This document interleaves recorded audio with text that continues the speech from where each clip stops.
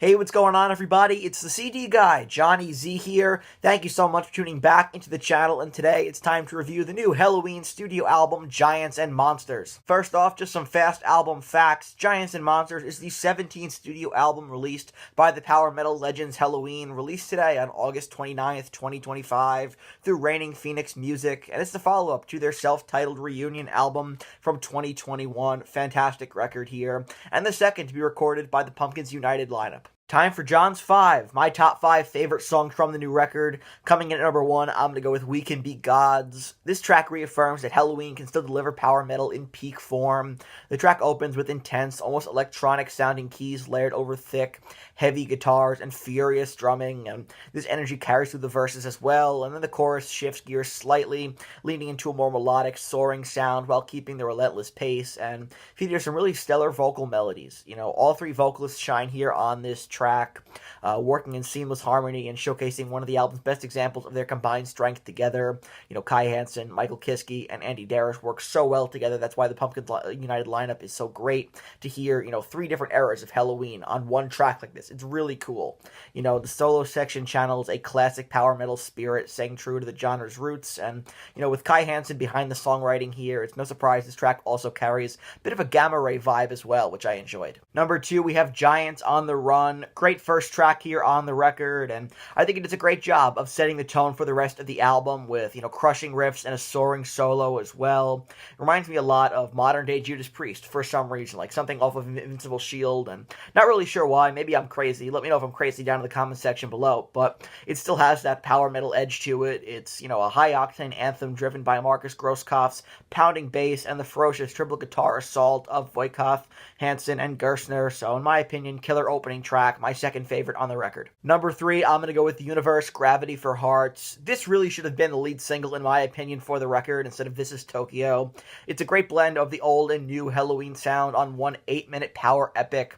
Marcus Grosskopf's bass work provides a pulsing foundation, while the triple guitar attack of Voikoff, Hansen, and Gerstner layers melody that, really has this surgical precision to it, and it has an incredible atmosphere to it as well, really showcasing the range and depth of this record too, and probably the song that sounds the most like something from their 2021 self-titled record here, but this is classic Helloween through and through. Following that up here, let's go with Savior of the World. Great Michael Kiske track here with a monster of a chorus, and this has potential to be a big crowd sing-along live, I think. Musically, it's faster paced than Giants on the Run, as the band harken back to their speed and power metal roots on the second track of the record here, and Kiske's vocals still sound amazing, and this wouldn't sound out of place alongside some of the Keeper-era material either, so that's really cool. I think it's a great way to follow up, the great opener Giants on the Run with Savior of the World, coming in at number 4 in John's 5. And lastly, rounding out my top 5, here we have Majestic.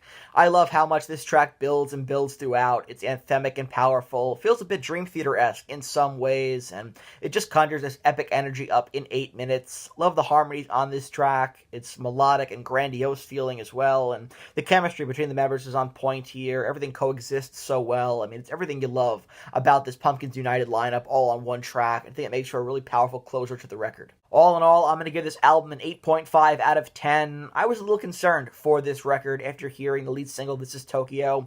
I was worried the band were going to fall into the same pattern they did after Keeper of the Seven Keys, where they got complacent and made Pink Bubbles go ape all over again, but that could not be further from the case here. This record picks up right where self-titled left off from 2021, and the band sounds incredibly tight here, and although a couple of the Darius tracks fall flat for me, I think that the three vocalists really were used effectively in ways that played to their strengths on this record, and there's great variety here of speed, power metal, arena rock, and some prog as well, which I enjoyed, and what truly sets this album apart is the seamless synergy among all 7 members. This isn't a band wrestling with internal conflicts. This is a unified force honoring a shared musical legacy here that is Helloween.